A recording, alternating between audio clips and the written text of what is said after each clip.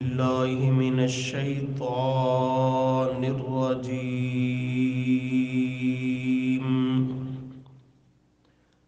بسم الله الرحمن الرحيم. يا أيها الذين آمنوا اطیعوا اللہ واطیعوا الرسول ولا تبطلوا اعمالکم. صدق اللہ العظیم. اللہم صل علی محمد وعلی آل محمد كما صليت على إبراهيم وعلى آل إبراهيم إنك حميد مجيد. اللهم بارك على محمد وعلى آل محمد كما باركت على إبراهيم وعلى آل إبراهيم إنك حميد مجيد. استغفر الله لا حول ولا قوة إلا بالله.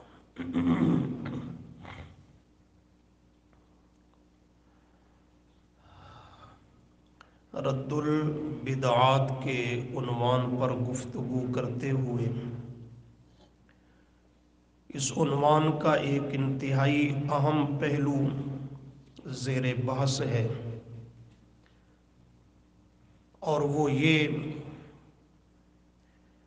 کہ کوئی بھی دیکھنے میں بظاہر کتنا ہی خوبصورت، خوشنما اور نیکی کا کام، عبادت کا کام نظر کیوں نہ آئے، وہ نیکی اور عبادت نہیں بن سکتا اللہ کے ہاں جب تک شریعت مطہرہ کی اس پر کوئی نہ کوئی دلیل شرعی موجود نہ ہو. دیکھنے میں وہ بظاہر خوبصورت عمل ہوگا، بڑا خوشنما کام ہوگا، لیکن آپ کی سیرت اور سنت کے مطابق نہیں تو وہی وبال جان ہے، وہ اللہ کی رضا کا سبب نہیں بن سکتا. اس پر آپ نے قرآن کریم کی چند آیات جن میں یہ بات واضح ہوئی کہ کتاب و سنت کے عین مطابق اللہ اور اس کے رسول کی اطاعت کی روشنی میں جو عمل اور عبادت کی جائے وہی انسان کے لیے اجر کا باعث اور اخروی کامیابی کا ذریعہ ہے. جو اس سے ہٹ کر کے عمل کیا جائے دیکھنے میں کتنا ہی خوبصورت کیوں نہ ہو، وہ اللہ کے ہاں عبادت نہیں بن سکتا. پھر اس پر چند احادیث صحابہ کرام رضی اللہ عنہم کے آثار وہ آپ کے سامنے ذکر کیے گئے.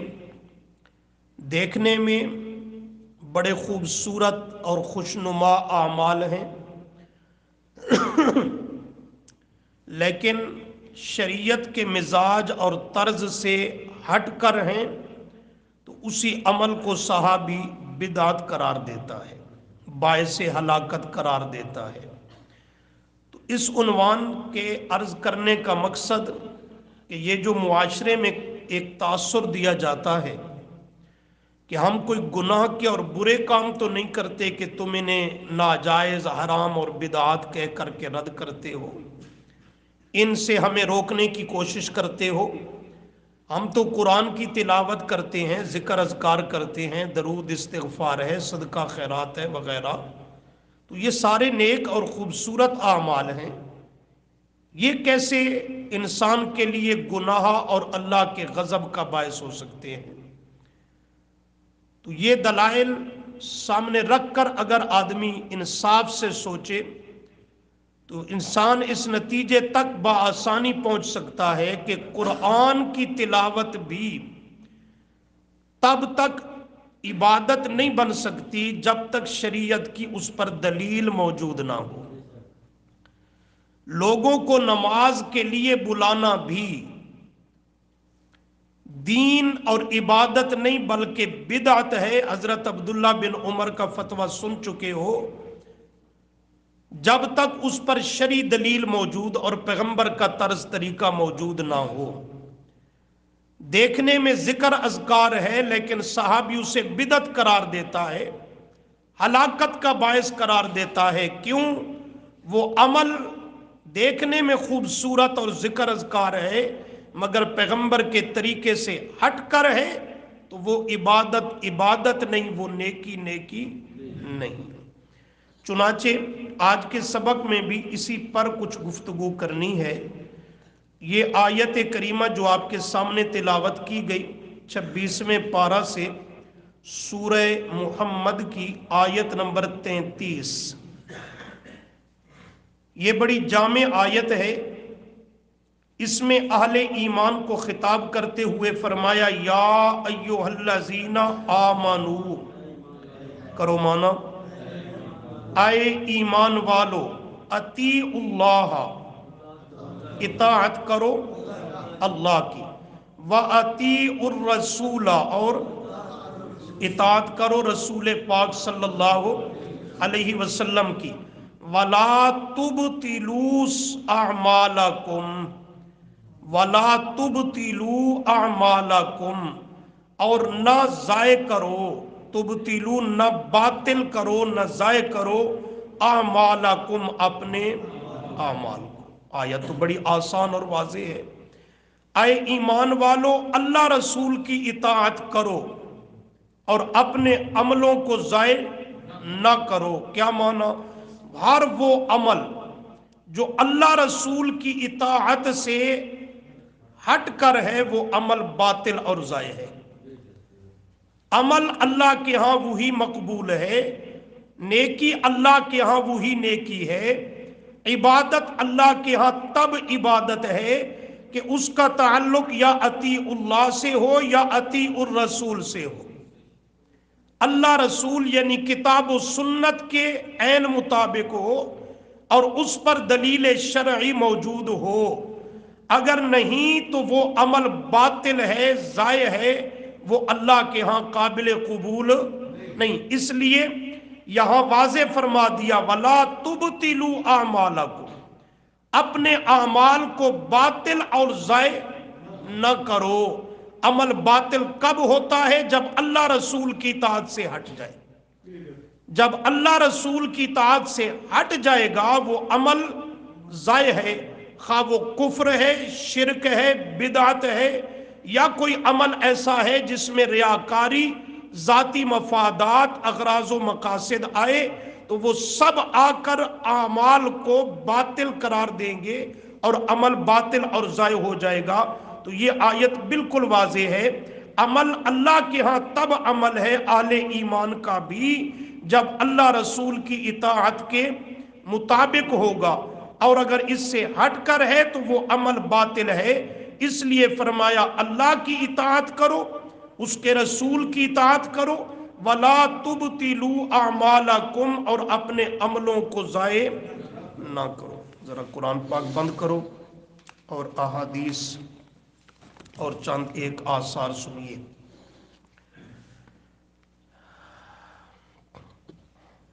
اس عنوان پر آپ چند احادیث اور بہت سارے آثار صحابہ کرام کے فرامین سن چکے ہیں۔ چند ایک آج کے سبق میں حضرت عبداللہ بن مسعود رضی اللہ تعالی عنہ، ان کے پاس ان رجلا اخبر عبداللہ بن مسعود، ایک آدمی نے، دوسری روایت میں صراحت ہے وہ آدمی سے مراد حضرت ابو موسیٰ اشعری ہے رضی اللہ تعالی عنہ، انہوں نے آ کر کے خبر دی حضرت عبداللہ بن مسعود رضی اللہ تعالی عنہ کو۔ खबर क्या दी, बड़े गौर से सुनिएगा। फरमाया इन्ना अक़वामन यजलिसूना फिल मस्जिद बादल मगरिब, मैंने कुछ लोगों को देखा, यजलिसूना वो हल्का बनाकर मजलिस लगाकर बैठते हैं, फिल मस्जिदी मस्जिद नबवी में, बादल मगरिब मगरिब की नमाज के बाद। दूसरी रिवायत में फजर की नमाज के बाद का जिक्र है। मगरिब की नमाज के बाद या फजर की नमाज के बाद वो मुख्तलिफ हल्के महफिल मजलिस बनाकर टोलियां टोलियां बनकर बैठ जाते हैं। और फीहिम राजुलुन, उनमें एक उनका वडेरा सूफी होता है बड़ा, वो हल्के में मौजूद लोगों को कहता है यकूलु कब्बिरुल्लाह कज़ा व कज़ा, इतनी मर्तबा अल्लाहु अकबर अल्लाहु अकबर अल्लाहु अकबर का वजीफा करो। दूसरी हदीस में सराहत है कि वो 100 मर्तबा उन्हें अल्लाहु अकबर कहने का हुक्म देता है कि एक तस्बीह पढ़ो अल्लाहु अकबर की। वो पढ़ लेते हैं तो फिर कहता है सब्बिहुल्लाह कज़ा व कज़ा, अब इतनी मर्तबा 100 मर्तबा सुबहान अल्लाह पढ़ो। गौर करना है, कोई गुनाह का काम तो नहीं कर रहे, बैठे भी मस्जिद नबवी में हैं और बैठे भी अल्लाह का जिक्र करते हैं। जब सुबहान अल्लाह वो पढ़ लेते हैं मखसूस मिकदार तादाद में, तो फरमाया वो कहता है वह अहमदुल्लाह कज़ा व कज़ा, अब अल्हम्दुलिल्लाह अल्हम्दुलिल्लाह इतनी मर्तबा पढ़ो। वो फिर वो पढ़ना शुरू करते हैं। फिर कहता है ला इलाहा इतनी मर्तबा पढ़ो, वो ला इलाहा इल्लल्लाह पढ़ना शुरू करते हैं। हजरत अबू मूसा अशअरी रजी अल्लाह अन्हु फरमाते हैं कि मैंने उन लोगों का ये अमल, ये तरीका, ये अदा देखी। और फिर हजरत अब्दुल्ला बिन मसूद रजी अल्लाह ताला अन्हु के पास आए और आकर के उनको इस सारी बात से आगाह किया।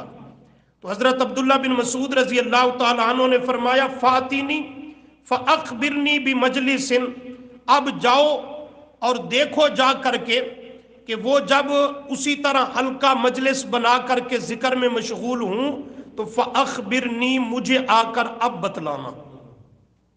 अब तो जो हो गया सो गुजर गया, अब आकर मुझे बतलाना। वो इत्तिला करने वाला फ़अताहुम, चला गया मौके की वक्त की तलाश इंतजार में, वही मगरिब की नमाज। उसके बाद वो अपनी आदत रूटीन के मुताबिक बैठ गए और उन्होंने वो सारा कुछ अपनी कार्रवाई शुरू की। तो ये उनके इंतजार में बैठा हुआ था। फलम्मा समिअ मा यक़ूलून, जब उनको सुना कि उन्होंने अपने वो मखसूस अंदाज से जिक्र का तरीका शुरू कर दिया है, तो कामा, उठ खड़ा हुआ।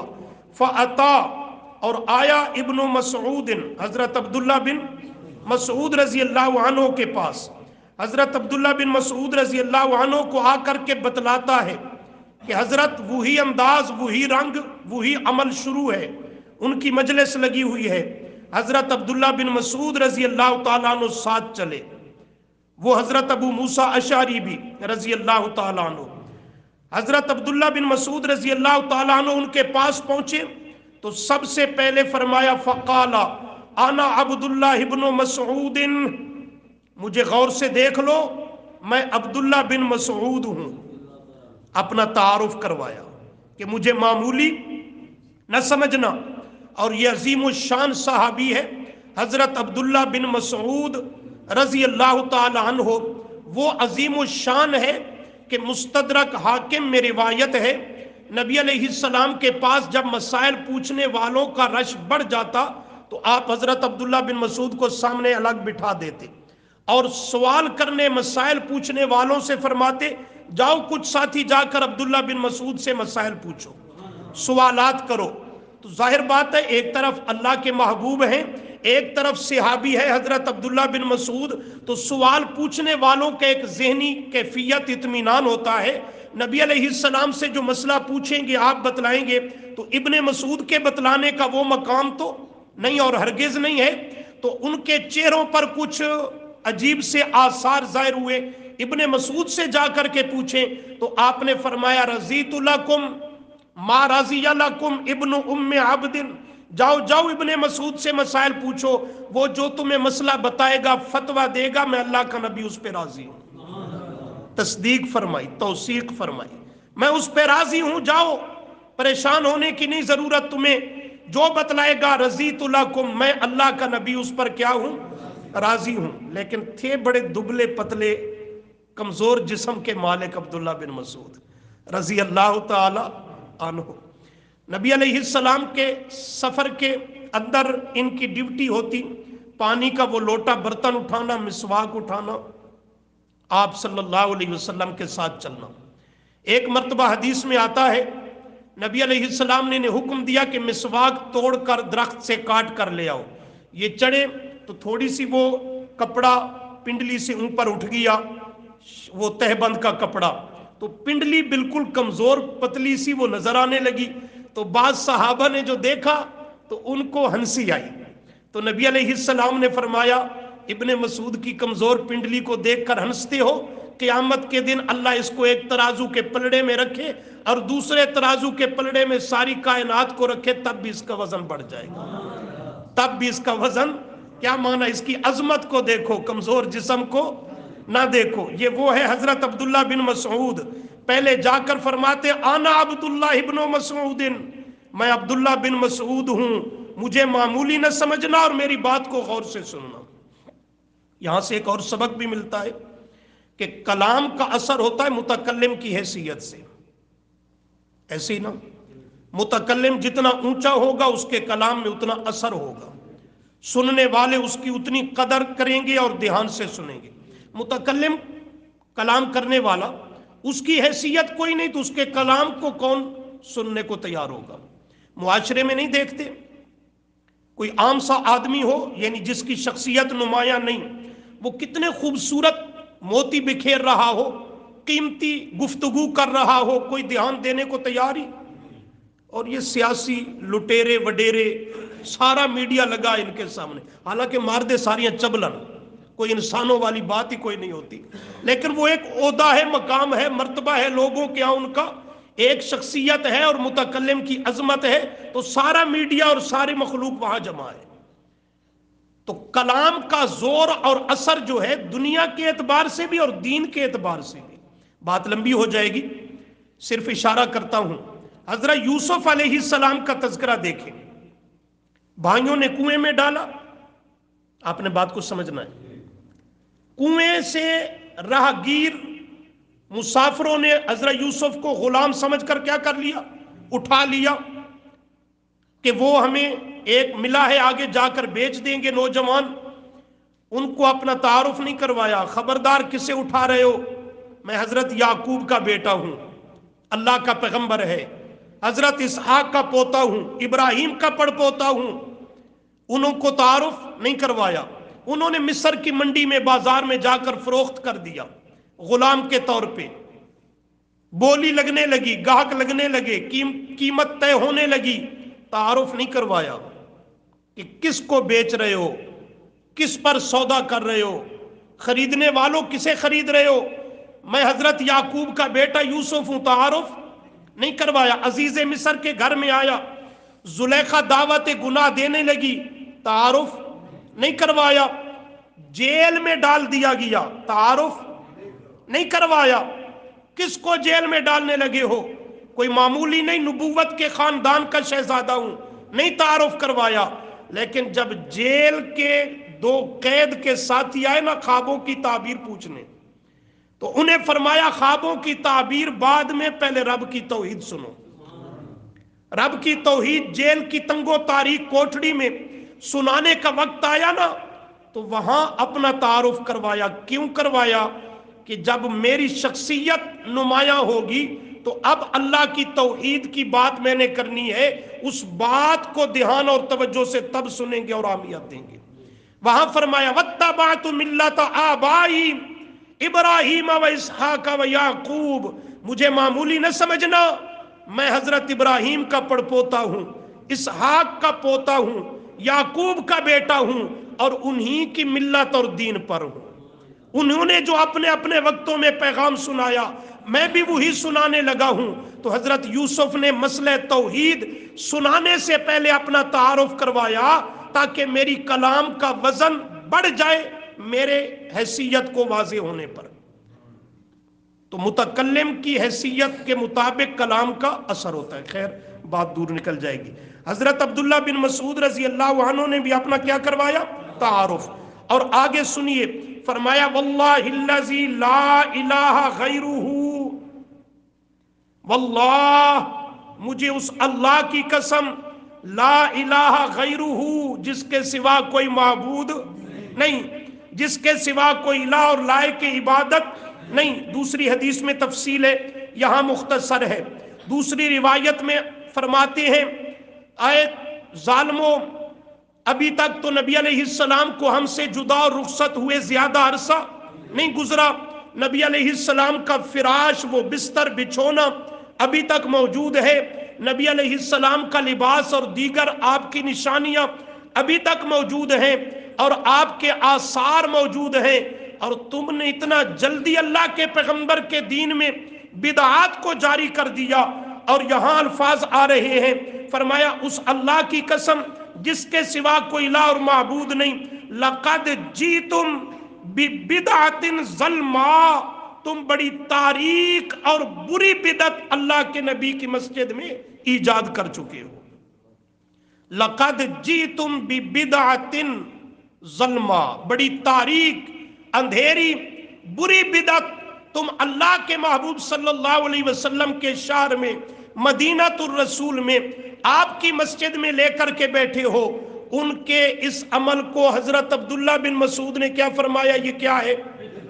گناہ کا کام کر رہے تھے، وہ تو ذکر کر رہے ہیں اللہ اکبر، لا الہ الا اللہ، سبحان اللہ، الحمدللہ.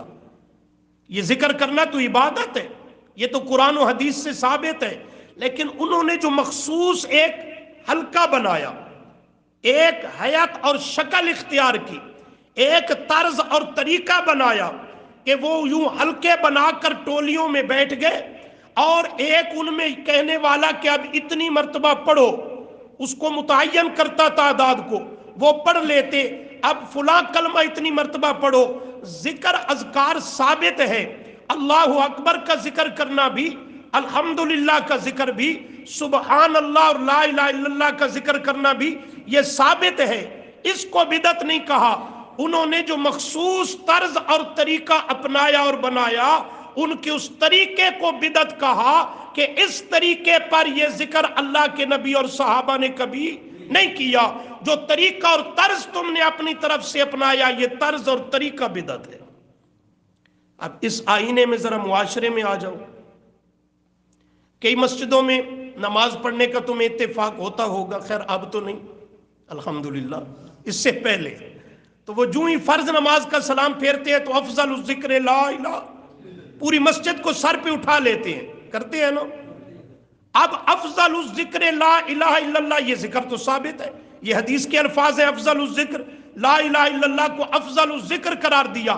لیکن فرض نماز کے بعد بیک زبان بلند آواز سے ایک عادت اور روٹین بنا لینا، یہ طرز اور طریقہ یہ پیارے پیغمبر کی شریعت سے ثابت نہیں. یہ طرز اور طریقہ بدعت ہے. باقی لا الہ الا اللہ کا ذکر کرنا برحق ہے، لیکن اس طریقے پر کرنا یہ کیا بن جائے گا؟ اس لیے کہ یہ طریقہ نبی علیہ السلام سے ثابت. اگر آپ کو اتباع الرسول کا سبق یاد ہے تو پڑھا تھا. اتباع میں 3 چیزیں میں نے عرض کی تھی.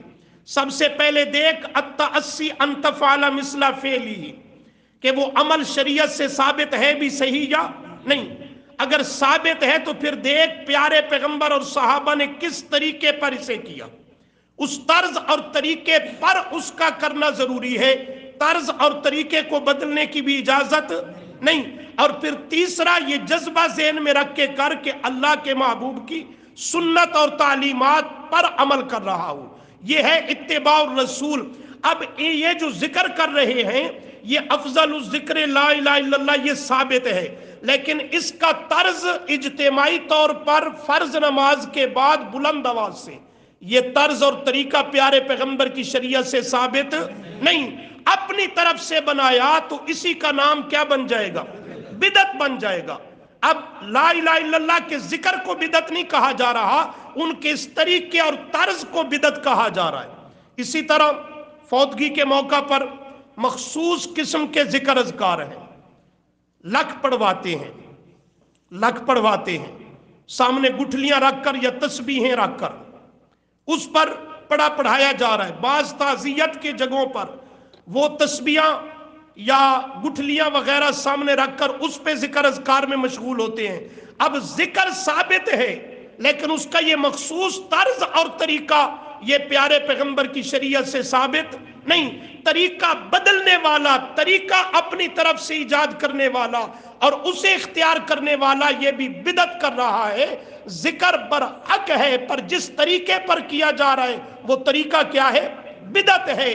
तो इसे जिक्र करने का अजर नहीं मिलेगा, तर्ज पैगंबर की शरीयत की बदलने की वजह से इसे अल्लाह के यहाँ अजाब और वबाल होगा कि तूने प्यारे पैगंबर के तर्ज और तरीके इत्तेबा से इन्हिराफ किया है, आपकी इत्तेबा से तूने अपना ताल्लुक जुदा कर लिया है।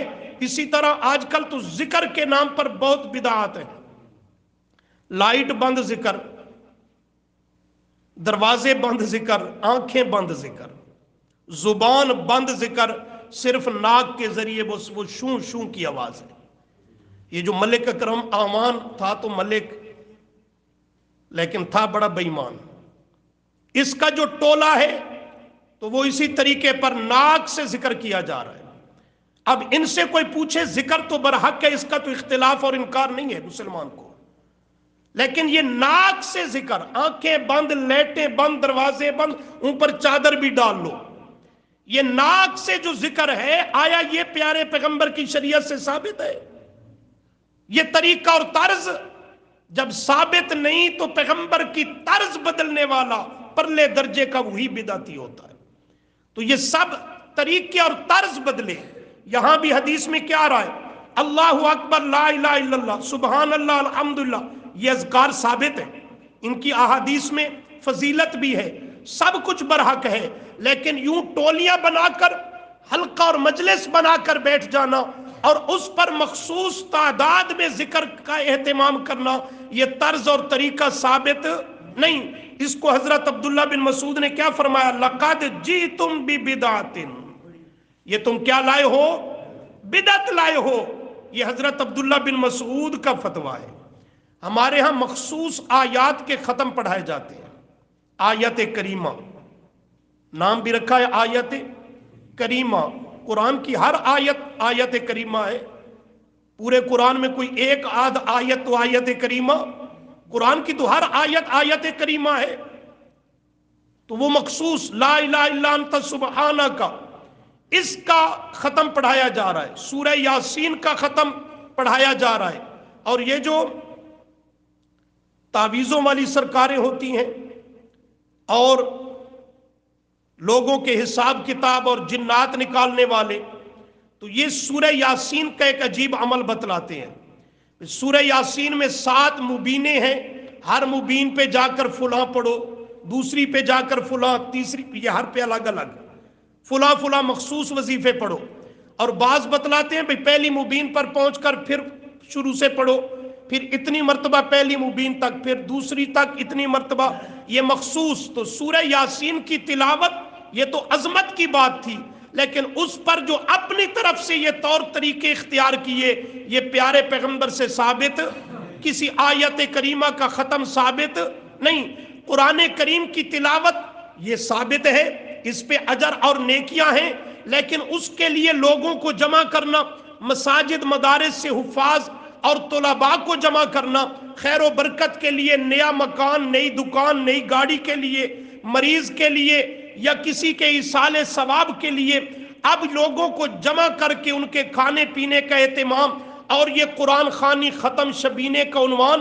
अब कुरान की तिलावत, नफ्से तिलावत वो तो साबित है, बायस अजर है, लेकिन ऊपर ये जो तमाम तौर तरीके इख्तियार किए, ये प्यारे पैगंबर से साबित, आपकी शरीयत में इनका कोई सबूत नहीं। तो इसने अमल तो साबित था, लेकिन शरीयत के तर्ज और मिजाज को इख्तियार नहीं किया, तो अमल का तर्ज और तरीका अपनी तरफ से बना लिया, इजाद कर लिया, तो इसी का नाम बिदत है। इसी का नाम क्या है? बिदत है। कि इत्तिबाउर रसूल में अव्वल चीज यही है, देख अमल साबित है या नहीं।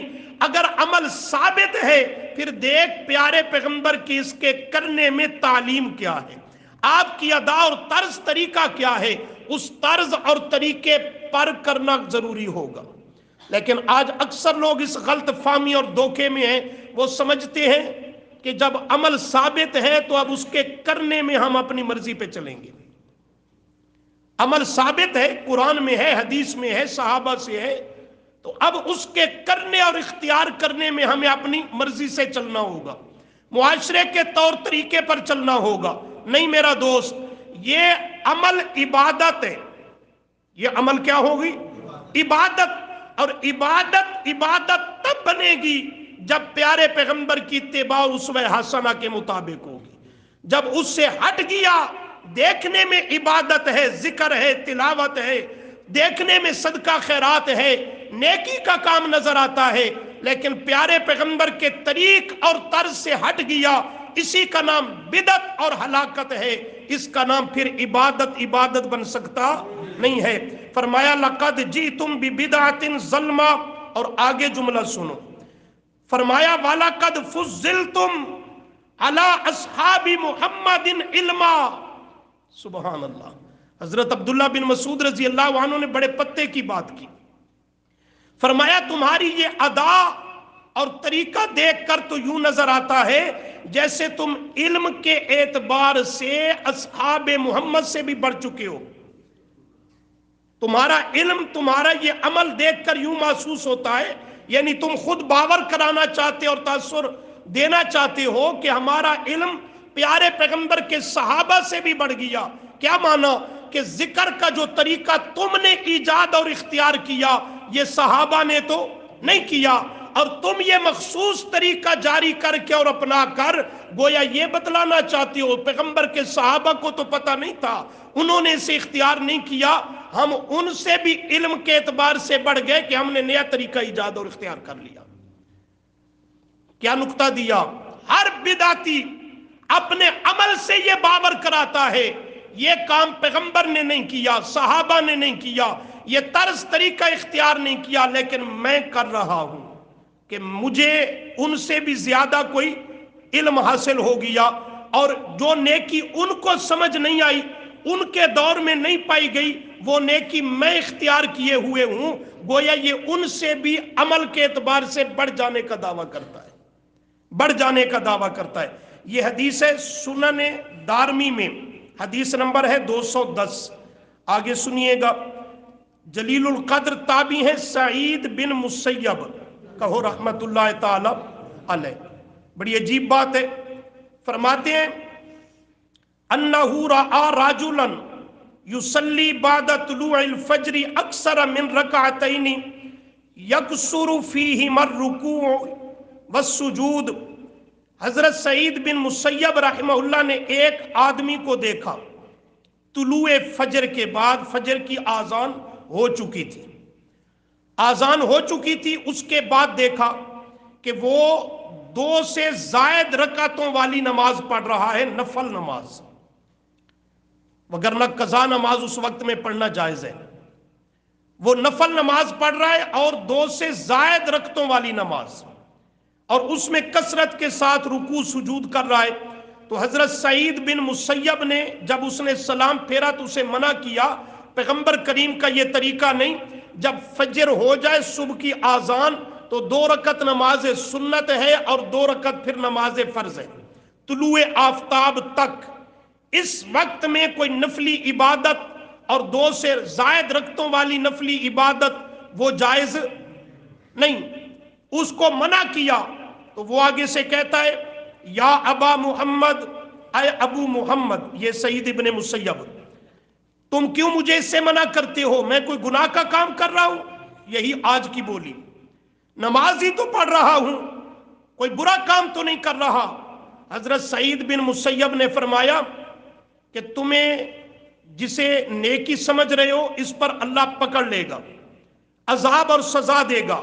تو کہتا ہے یعذبنی اللہ، اے ایعذبنی، کیا علی الصلاۃ، مجھے اللہ نماز پڑھنے پر عذاب اور سزا دے گا؟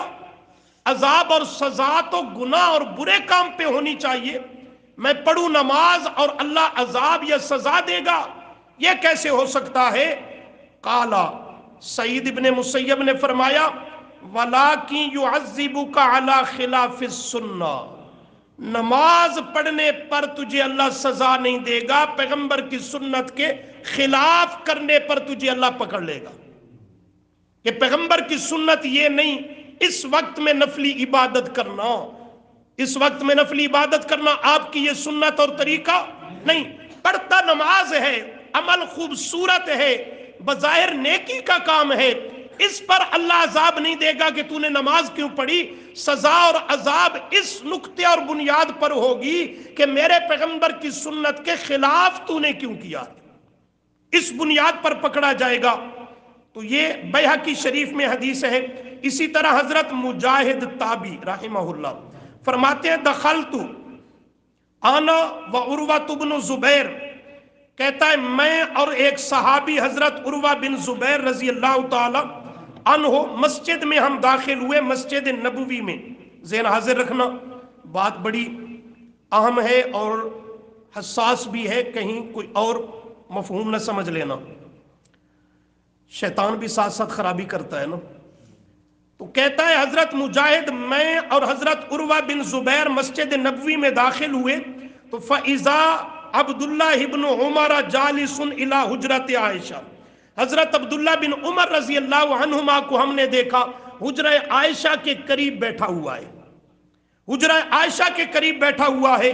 ہم مسجد میں داخل ہوئے اور مسجد میں دوسری طرف دیکھا تو وَإِذَا نَاسٌ، بہت سارے لوگ یصلون فی المسجد صلاۃ الضحیٰ، وہ اشراق کی نماز پڑھ رہے ہیں، بہت سارے لوگ اکٹھے ہو کر اشراق کی نماز نفل پڑھ رہے ہیں۔ اشراق کی نماز سمجھ گئے نا؟ اور ادھر حضرت عبداللہ بن مسعود بیٹھے ہیں، تو فرماتے ہیں ہم دونوں چلے گئے حضرت عبداللہ بن عمر کے پاس، اور ہم نے جا کر کے فَسَأَلْنَاهُ عَنْ صَلَاتِهِمْ، ان نماز پڑھنے والوں کے متعلق پوچھا یہ کون سی نماز ہے، کیا پڑھ رہے ہیں، اتنے لوگوں کا رش اور بھیڑ بھاڑ لگی ہوئی ہے، نماز پڑھ رہے ہیں۔ تو حضرت عبداللہ بن عمر فقال، فرمایا بدعۃ، سمجھنا بات کو، یہ کیا کر رہے ہیں، بدعت ہے۔ یہ حدیث بخاری میں حدیث نمبر 1775۔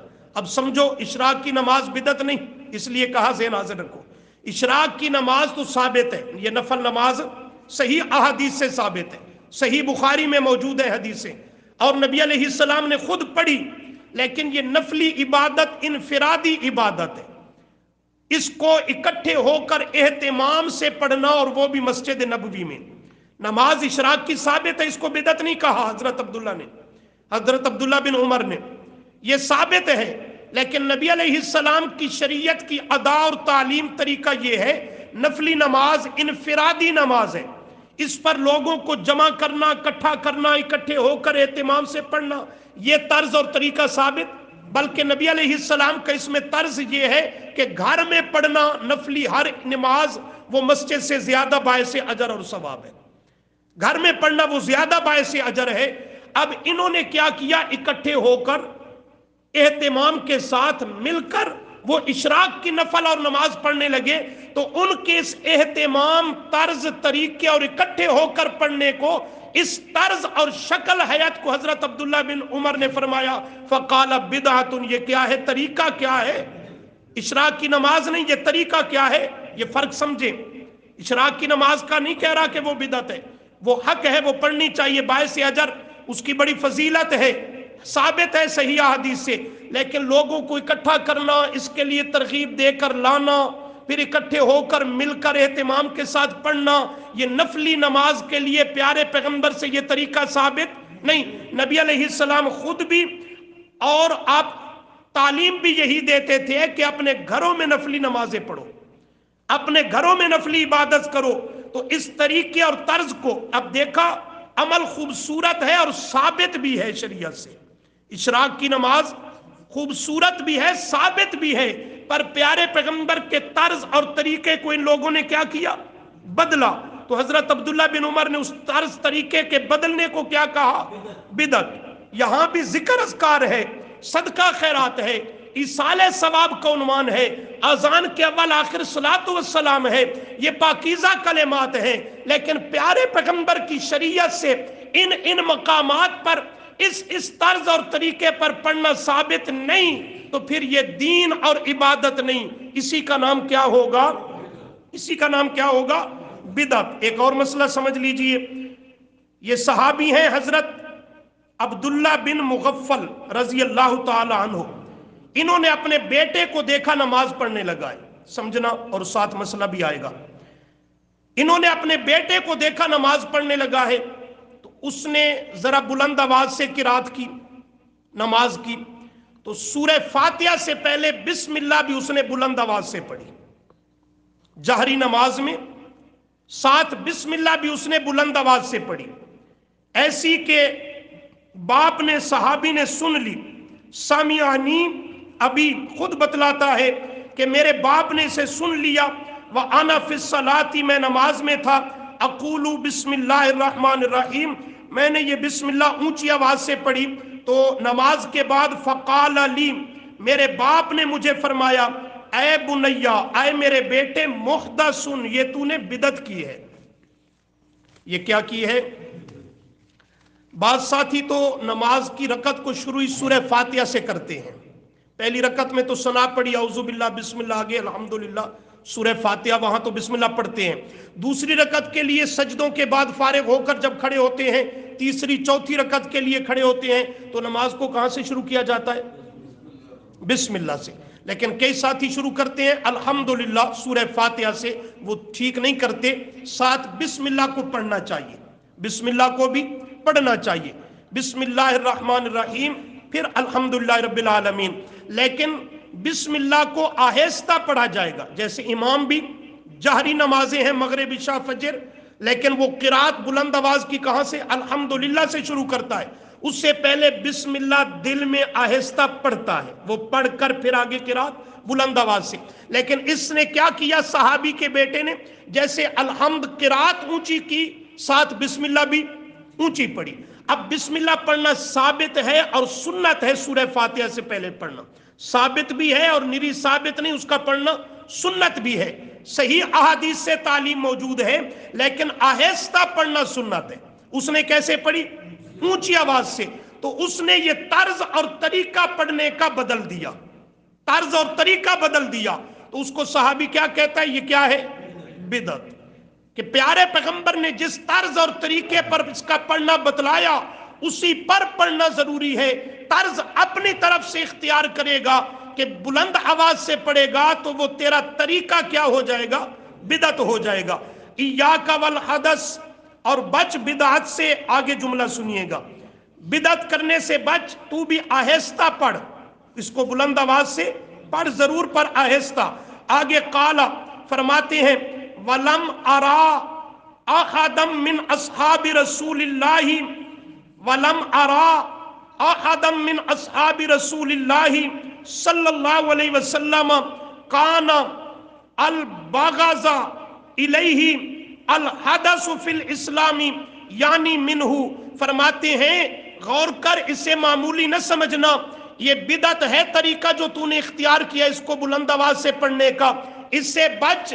मैंने अपने तमाम साथियों में, अस्हाबे रसूल में, बिदअत से ज्यादा नफरत करने वाला किसी गुनाह से सहाबी को नहीं देखा।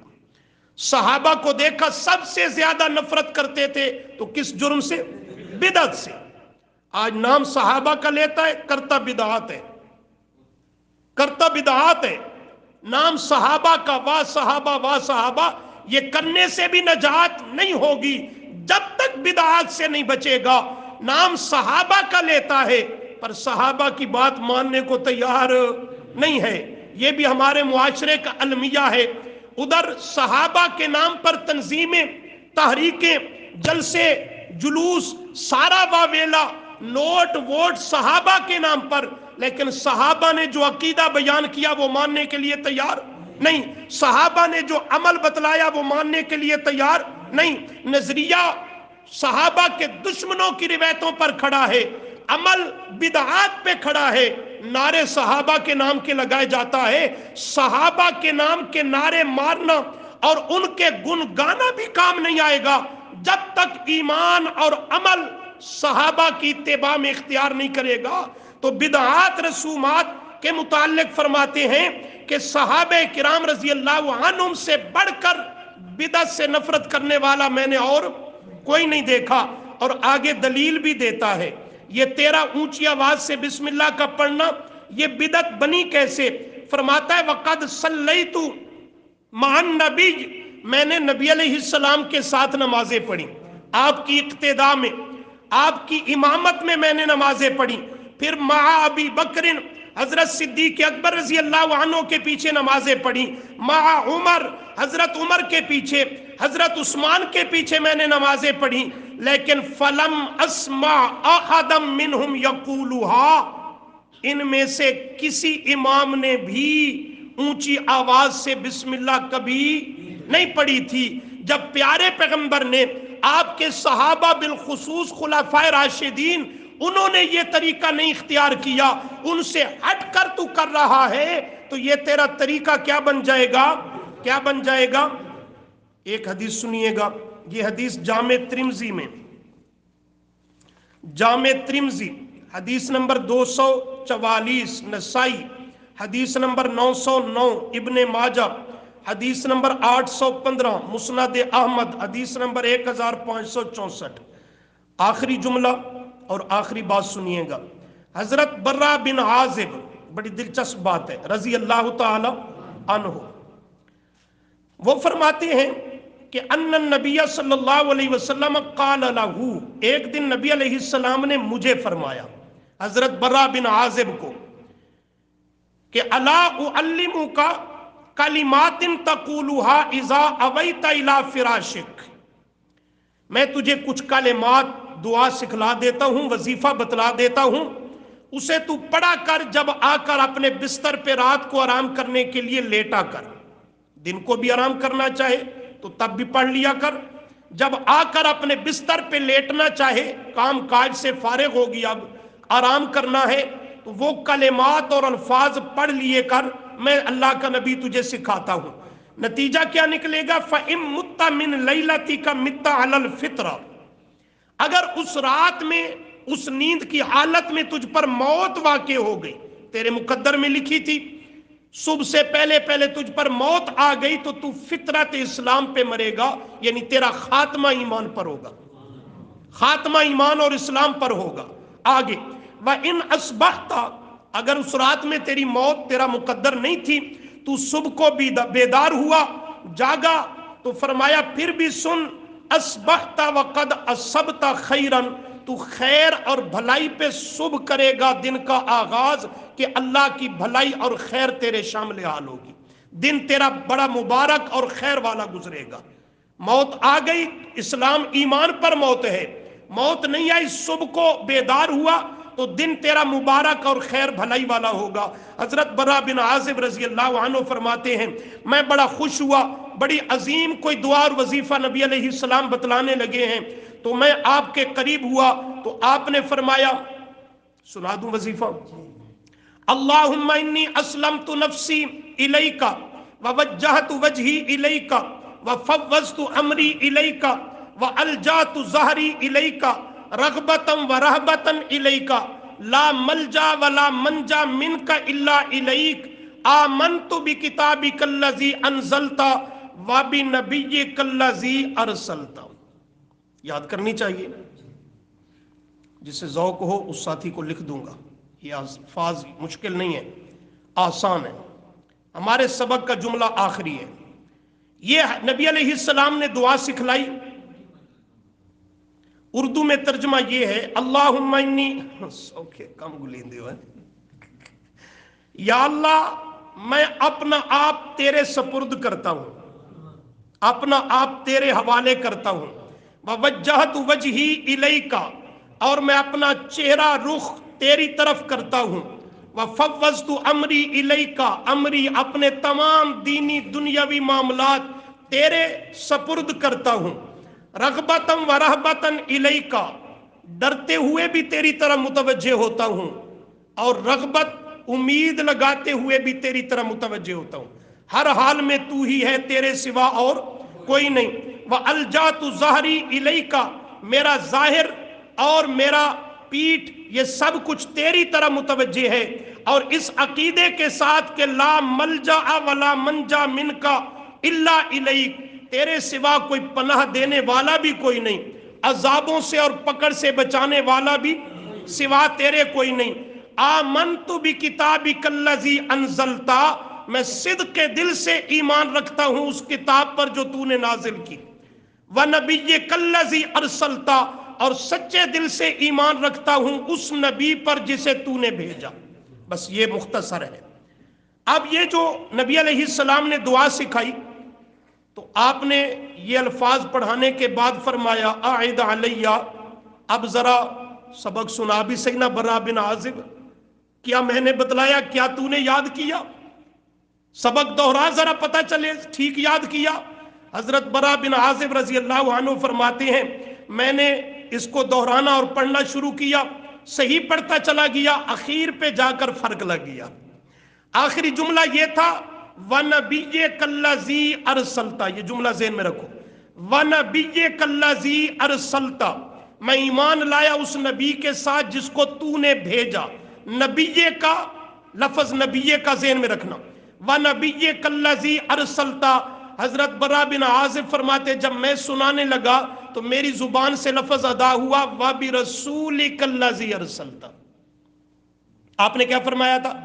وَنَبِيِّكَ الَّذِي أَرْسَلْتَ، وہ کہتا ہے وَبِرَسُولِ، یعنی نبی کا کی جگہ رسولی کا اس نے پڑھا، حالانکہ معنی ٹھیک ہے، میں اس رسول کے ساتھ ایمان لایا جس کو اللہ تو نے بھیجا، یہ کہے یا کہے اللہ اس نبی کے ساتھ ایمان لایا جسے تو نے بھیجا، بات تو ایک ہے، بلکہ نبی رسول کا فرق کرے تو رسول کا مرتبہ اور اونچا ہے، اور اونچا ہے۔